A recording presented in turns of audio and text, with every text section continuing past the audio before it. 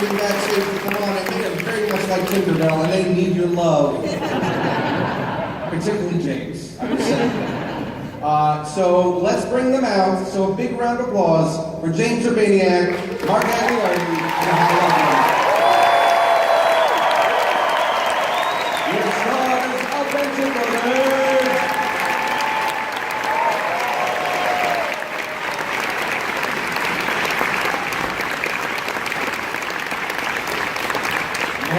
But Hal just turned his baseball cap backwards for this occasion. Just for you. So he can arm wrestle one of you. I think that means love in Philadelphia. Now, the guy who raised his hand looks too strong. I need somebody weaker. I was gonna say the only arm that raised was the biggest arm in the room. Yeah, and then this guy, you look like you have tendons. No, look at you, dude. You're already jacked. Yeah. Are there any children in the audience? You're a pregnant woman. If you arm wrestle a pregnant woman on this stage, I'll be very upset. You are a villain, but he will also bet against you.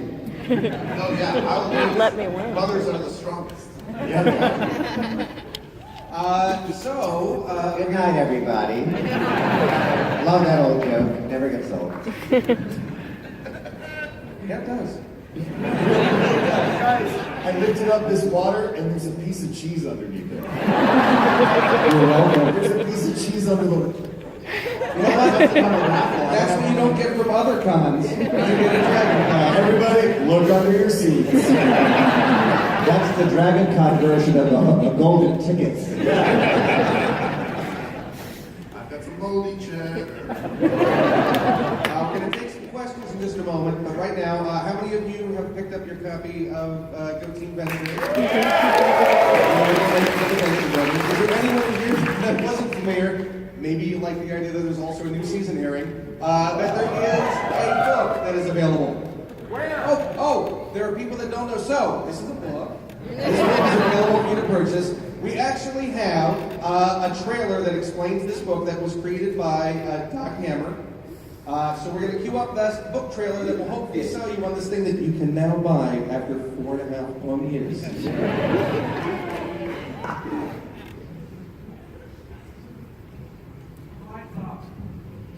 Historians tell us Steve Gutenberg invented the printing press in 1776 to print the super important book Dune by Sir Frank Herbert. Then emptiness, except for sequels. And now, again, the humming flows of the printing engines to create the greatest book of the modern age. Behold, Go Team Venture! the art and making of the Venture Brothers. I'm Benjamin 21. Let's be right there, the husky one. Husky like a wolf, mind you, like a husky dog wolf. Get ready to learn more than everyone you know about me and my friends and enemies, and some characters I've never even met. After reading Go Team Venture! you will know more than me about me. Deal with that. You will learn behind-the-scenes secrets from the transcribed mouths of our creators, Jackson Public and Doc Hammer. Marvel at metric-tons of character designs and developmental ideas, almost too beautiful to look at with the naked eye. Just feel the soft-touch laminate spot varnish on this actual book. Like it'll never run out of batteries or require a firmware update. It's gonna look like a regular book.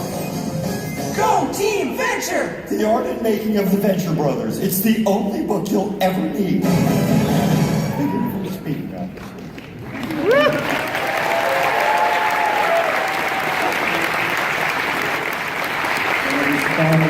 Finally available. For those who thought it would never come out, who had dozens of Amazon pre-orders pushed off, canceled, had to redo, I'm sorry, but hopefully you feel it was worth the wait. And season 2 of the book will be out in 11 years. Also worth the wait. They're busy making artwork right now. We're going to take some questions. So where is our, we have a microphone right over here and a microphone right over here, so if you want to line up behind them, we will take some questions from you. Oh, come on. Oh, there we go. Come on. James has so many theater stories to tell you today. Yes. Ask him about the Obi. Hi, Josh. It's great to see you here. So the new trilogy premiered is out and answered a lot of questions or hinted at answers, but do you think it raised more questions than it answered? I don't know. Do you have more questions? Is there anything you feel that wasn't answered? I think they hinted at perhaps bringing back Jones Venture when they give his head to the OSI, and they hinted at the Monarchs' parentage. And, Did they? I don't know. Do you think so? You think so? What is happening down here, Socrates? What a tennis game we're watching right now. Are you guys doing a therapy session? It's my favorite improv game. Questions. You should expect the answer to be, we can't tell you anything about anything. Because know right now that there is a live feed to Doc and Jackson of this panel. And they're going to know everything that was said. And we want to survive. Some people want to be on future seasons of the Venture Brothers. I'd say definitely raise more questions because there's such a long turnaround between recording the episodes and seeing the show that when I saw the first 3 episodes, each time I watched it, I went, what? Like a new viewer. Was that enough of an answer? He doesn't know. Yeah. What do you think? Do you think it was enough of an answer? This whole thing is going to be like a congressional subcommittee hearing. Just about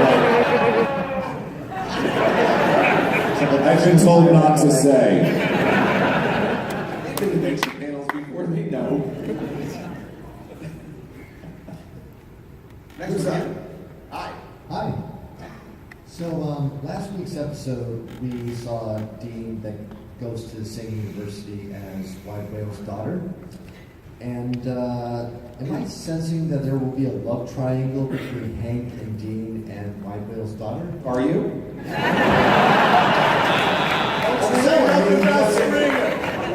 got a kiss on the cheek, and then next thing you know, he had to cover, downstairs. I mean, that would happen from anyone kissing on the cheek, so that really doesn't say much about Dean. Dean doesn't have Triana anymore. He doesn't have a girlfriend anymore. So you don't think he's going after his brother's girlfriend? Do you? Maybe. Now, is that something you would like to see happen? Not like to see happen? Let's explore your feelings on that. What I'm hearing right now is you'd like to see more Wide Whale on the show.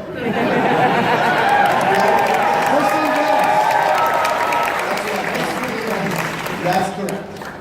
And Dr. Dugan. Yeah, let's see that odd couple relationship with the two of them living For together. sure, I was talking to somebody about this. For sure, that's Jackson doing his Jimmy Stewart impression. Yeah. I just wanted to be sure. That was my thought. Over here. I have a specific question in regards to Brock and his relationships with other characters. I've been watching the show since 2005 and how that's spread out. But my question specifically is, it always seems that he gets like a new rival, from Gary to Sergeant Hatred to now Rocco, Wide Whales, Lee Hinchman. Does he have like a subscribed rival who he's always going to be facing off against, or is it just season to season dependent? But it's sort of buddy rivalry. There's a mutual respect between subordinates within the Venture universe. Yeah, and his long-running rival is really Dr. Venture, I think. I will say this, I play Rocco, and when we had been in the studio at roughly the same time, you look at the artwork and you see 2 very large, physically very large people.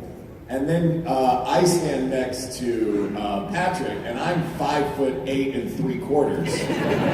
And I'm like, oh, this looks very different when it's the live action version. Like, he and I would not be rivals in any real world. I need a stepladder just to look him square in the eye. And That's why voice acting is the best acting. right?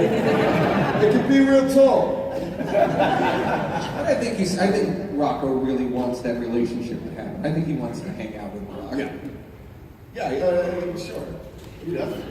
He's glorious hair.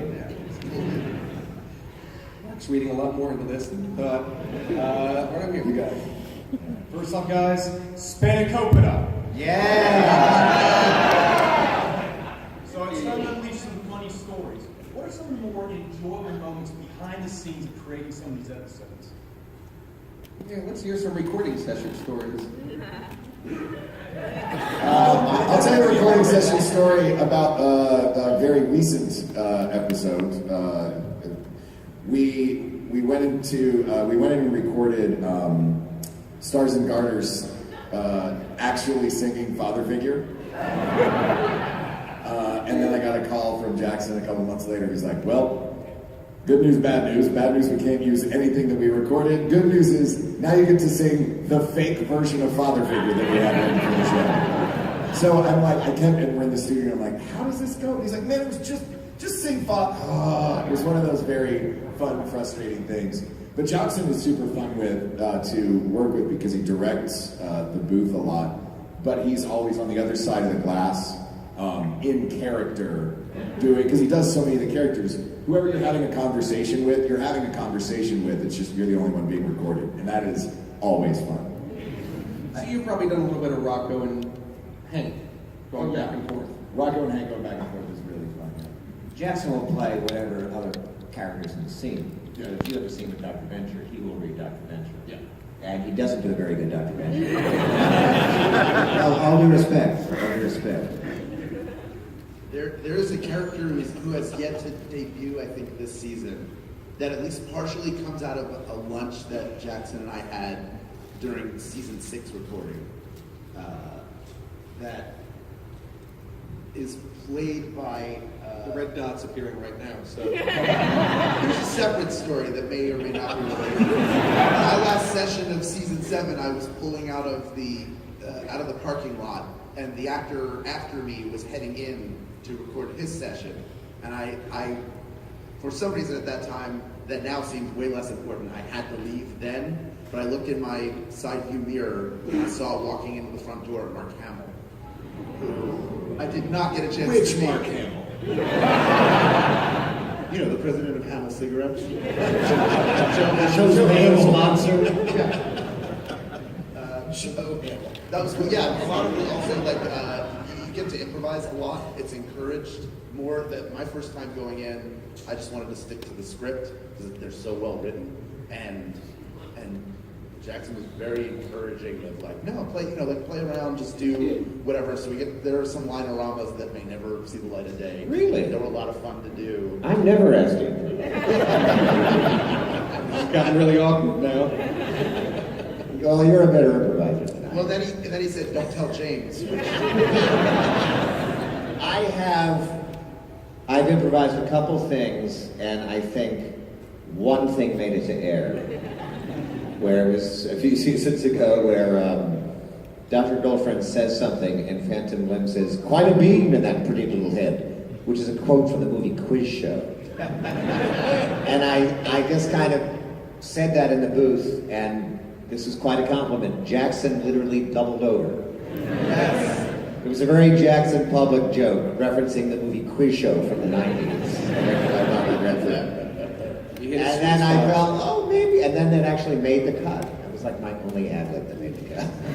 That is the best feeling, though, when you do anything reading and you see Jackson double over. Yes. Like with the first episode with Manolo in it, where he said, like, there's something downstairs, spooky, scary. I think it was when it's like, ta-da, when I opened the door, so the cave. He thought that was very funny. And I felt like, oh, I've really done something. He likes it, geez. Was it Manolo that was no, it was the Brazilian Wandering Spider. We had there was a day where Jackson had written this character that was Brazilian, and he texted both me and Hal and was like, hey, work on Brazilian accents because we're gonna have you read this Brazilian character. And I was like, okay. And I'm like watching YouTube videos and I'm getting it down, doing all this stuff. And I go into the booth and he's like, we finished recording a bunch of other stuff, and then he's like, all right, let's try that Brazilian thing. I'm like, got this. And I do the thing, and I do the lines for the guy, and I see Jackson in the booth, and he goes, that was terrible, I'm gonna have Hal do it. And I was like, man, this is the one, like, I really worked real hard on this, like, all night. All right. I work, the company where I work, there's a Brazilian guy who's been a coworker of mine for 7 years. So it's just an impression of him. That's it, you just, man, I studied, I got waxed.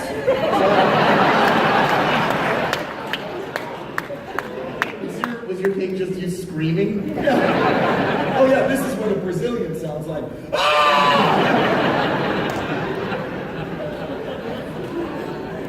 Over here on the right, Brother Good of the King. Hi, my name is David. I've been a longtime fan, and you're doing a lot of callbacks from season 1 and 2 in this new season. But what my real question is, when are we going to see the mighty rise of the mighty monarch once again, from one henchman to like a billion? These are good. I wish Jackson and Doc were here so they could say we're not going to tell you. I think you could say it in the character voice.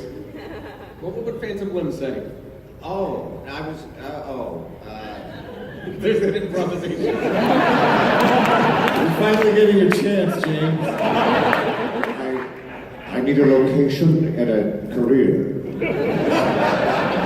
An artist in a laundromat. Wow, that was a bad Phantom Limb. I can't remember how to do it anymore. Mark, you want to try it? No thanks. I think the answer is we don't see. Yeah. We just show up and read the words. Yeah. And yeah. Next question. Oh, I'm so disappointed. I know. Still just standing there waiting, like, you guys can answer the question. Over here on the left. We can't answer anything. All right, I think I got a question you can actually answer.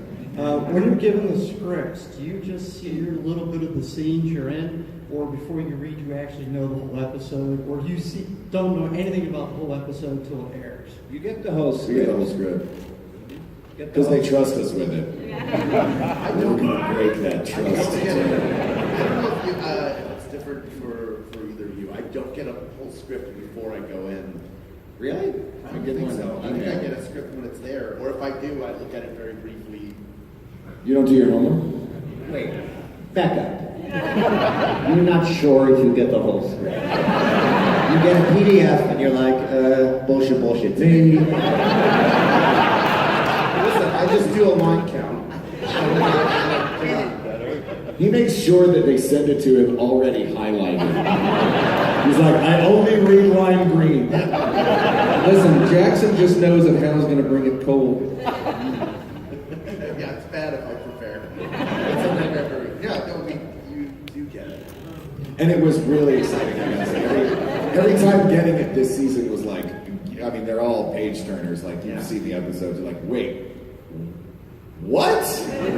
But my experience is I'll get the script, I'll read the script, usually like the week that I am recording.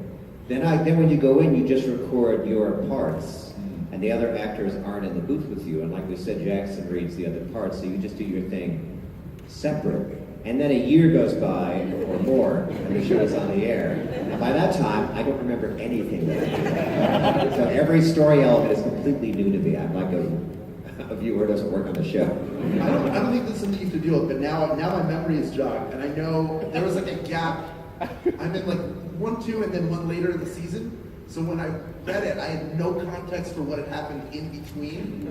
So none of it, like, it was like outer space. Had no handle. So much happened. You all know how dense every episode is with plot developments. And I was like, what is happening here? I have no idea. And that way it's helpful. You know, you do go in and you just sort of concentrate on what your parts are. And that's all that's important. Yeah. But it's very easy to get sucked in and want to just read the whole thing because they write something. I think there's one thing that is really helpful in addition to looking at the script, because a lot of these characters are, you're playing a lot of characters that are new, is drawings. Is when you go in and you're like, all right, you give me this character, this is what we're doing, this is sort of the gist of it, and then you'll get hold on a second. This is what he looks like. And you're like, okay, now I have the voice. You know what I mean? So that comes in super, super handy. I remember with Enzo, the tailor, we had like, I was doing, he's from Italy. And I was like, okay, so I'm doing this big like Italian chef, boisterous, and he's like, oh wait, hold on, no. He's this guy from Italy. I was like, oh right, my great-grandfather, that guy from Italy. So we're going to make him this guy. Yeah. Well, listen, we could take a few more questions. or we could unwrap a gift from Doc and Jackson and watch a new episode right now. So, would you like to unwrap a gift from Doc and Jackson? Let's watch a new episode.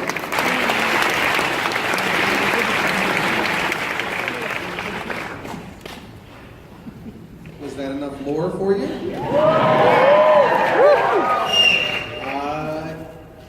I have one more thing to show you if you would like to see it. This is very, very special. You're the first beyond this to see this as well. So we're going to cue that up right now. It's the whole first season. Families make the cakes right there in the store, of course.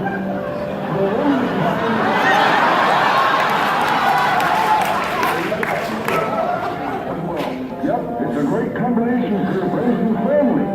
You want one for a party, you can get one, you know. Please call 614-1681 for instructions on how. Thank you, and go Team Venture, folks.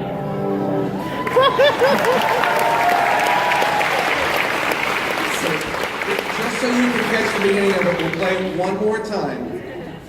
And if you want to take that number down, that's up to you. So one more time. If you call. Carmel is America's freshest ice cream. These families make the cakes right there in the store, of course.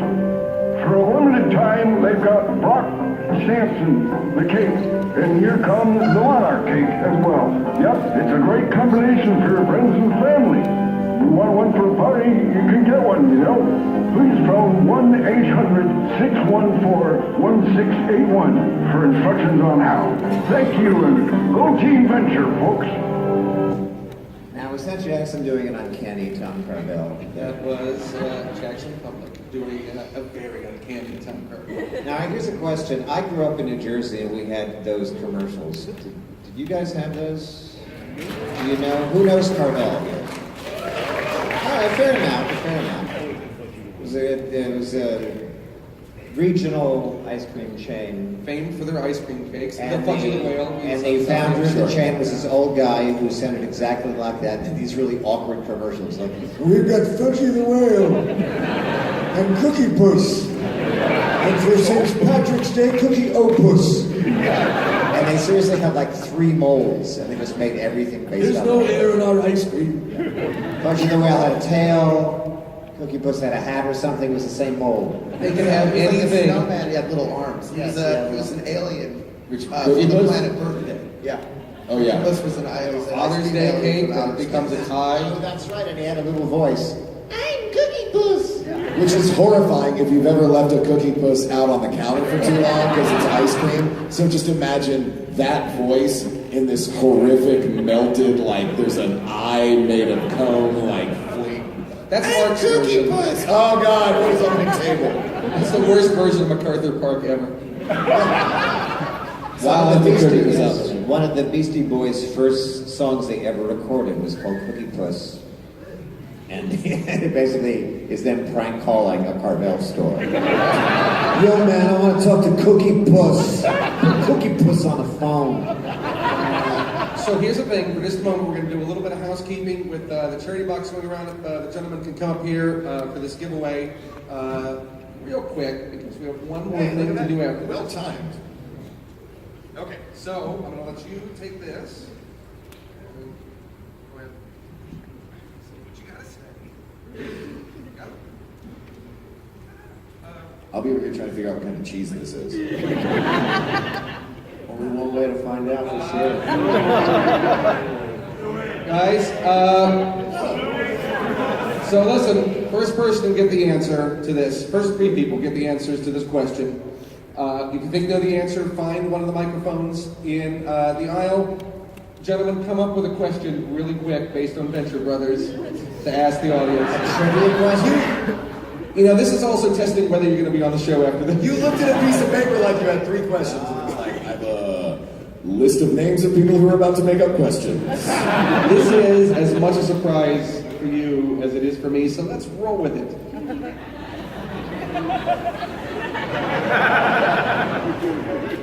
All right, I'm thinking. I got one, but I doubt anybody would know it. Good. Name 4 characters on the show I do the voice for. Jeez. Yeah, super fan. 4. Now you go 4. Somebody's IMDb you right now. No, I'm You know what? Our trivia. No Well- phones till after the answer. How about if we give 3? We'll do whatever you get 3 characters. Go. And I'm assuming he's heading to the mic and not just exiting out awkwardly at this moment. I have a trivia question. What does Stars and Garters yell to gather his team together? Oh, answer the last question right over here. Shut up, Mark. What was that? What was the question? I was trying to answer Hal's original question. Yes, Hal's original question. Go ahead and answer that. So it's Wide-Wheel, Manolo, and Wandering Spider? Yes, that's correct.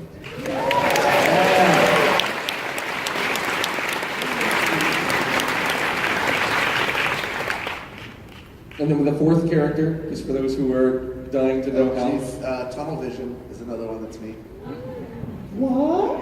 Wow. Mark, you had a question? Yeah, my question was when in the season 6, when my team, Stars and Garters team gathers together, what is his version of Avengers Assemble?